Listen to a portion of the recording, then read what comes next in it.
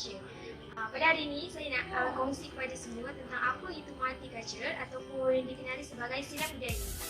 Okey, so setiap individu akan merasai perasaan apabila berhadapan dengan orang yang berbeza bangsa, agama dan budaya.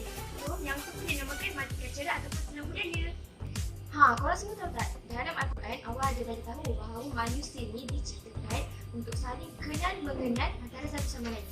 Dalam Al-Quran, surah Al-Hujurat ayat 13, Allah berfirman, "Hai manusia, sesungguhnya kami menciptakan kamu seorang lelaki dan seorang perempuan, dan juga menjadikan kamu berbangsa-bangsa dan bersuku-suku untuk kamu saling kenal mengenal. Sesungguhnya orang yang mulia adalah orang yang paling bertakwa di antara kamu. Sesungguhnya Allah Maha Mengetahui dan Maha Mengenal." Okay, so sekarang ni saya nak share kepada semua tentang 5 stage yang akan korang hadapi dengan silang budaya. Okay, stage yang pertama, conformity. Ketika stage ni, seseorang itu akan menerima budaya di kawasan majoriti yang dirujuk tu dan meninggalkan budaya dia sendiri. Okay, seterusnya, stage yang kedua, dissonance. Di mana seseorang tu persoalkan kenapa dia nak kena ikut budaya orang lain sedangkan dia boleh je teruskan budaya dia, dan kenapa dia kena tinggalkan budaya dia sendiri. Okay, stage yang ketiga, resistance and immersion. Di mana seseorang tu stop deny budaya dia yang lama. Seterusnya, stage yang keempat, introspection. Okay, dekat stage ni, seseorang tu mengalami konflik dengan diri dia sendiri, di mana dia tak boleh go on lagi dengan budaya orang lain ataupun budaya majoriti kat tempat tu. So dia ambil keputusan untuk teruskan dengan budaya sendiri. Okay, stage yang kelima, stage yang terakhir sekali, integrative awareness. Okay, stage ni di mana seseorang tu dia dah boleh menerima budaya orang lain atau budaya majoriti dekat kawasan yang duduk tu dengan cara dia menghargai budaya orang lain. Lepas tu dia lagi menjaga sensitiviti perkawaman dengan satu tempat tu.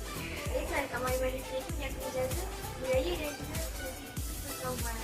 Dan tapi untuk cerita budaya dia nak masuk ke semua, tapi dia dah berhenti dah. Okay, so untuk fahamkan korang lagi tentang apa itu multicultural, so I'm Muhammad Burhanuddin Musa at the Department of Dawah and Islamic Management.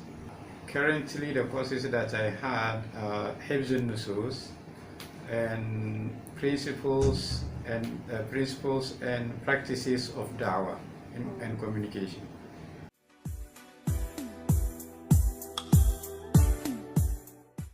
Okay, I would say I don't have much expectations because I don't know much also about the country, other than I had Malaysian friends while doing my undergraduate program. So from there I had the impression I got information about International Islamic University. That's where I decided to pursue my postgraduate studies in Malaysia.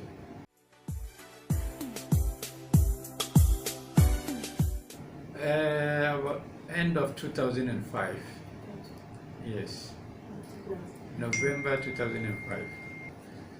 This year. This year? Yeah. This is first year? This is my first year. I started on 2nd May 2017. So about nearly 6 to 7 months, or going to 8 months. Yeah, less than a year.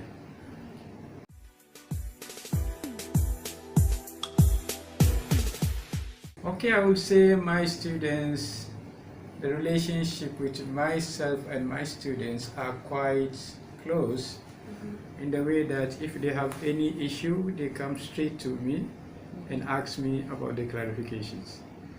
And mostly, if not, this is the final 2 weeks, you will get some of them here in the morning asking about their course.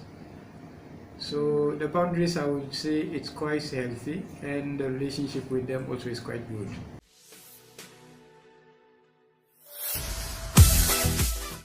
The challenge.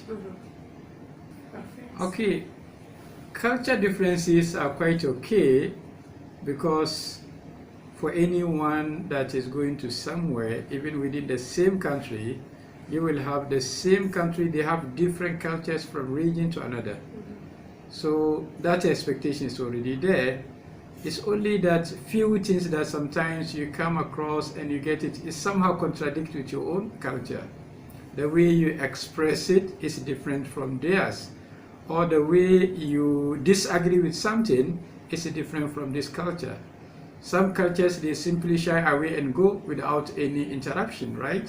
And some cultures, they will say it loudly without fearing any consequences. So that is one of the differences that I may say. And also, I would say in the symbols.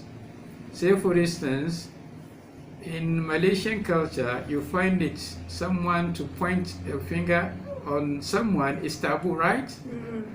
And has to do like this, right? Yes. This is the polite way. Yes. In my culture, this is an insult.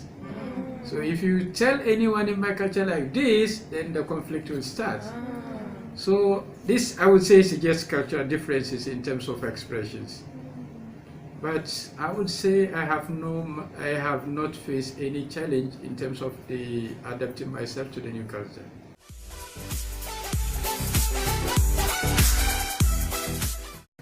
Okay, I would say that's something normal for every country. If you are a minority, even in your own country, if you are a minority, you will come across some obstacles, right? Especially you are far away from your own country. So I would say I didn't face much challenge actually, to be very honest, because I would say for Muslims, I don't have any problem.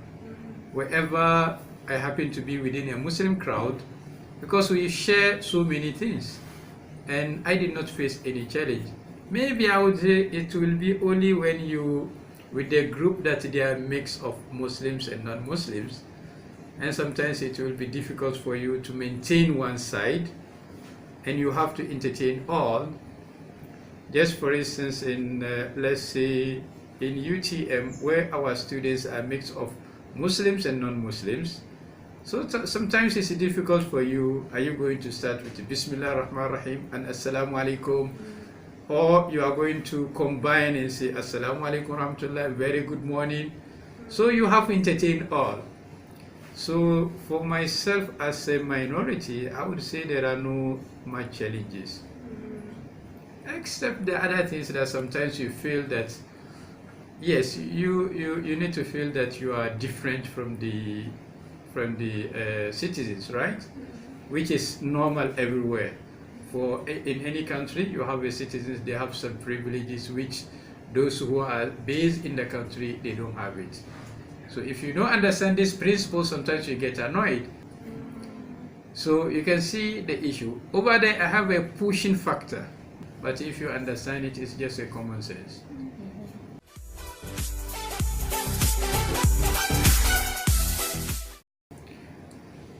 Okay, your culture, what the only challenge that I would say I fail to learn your language.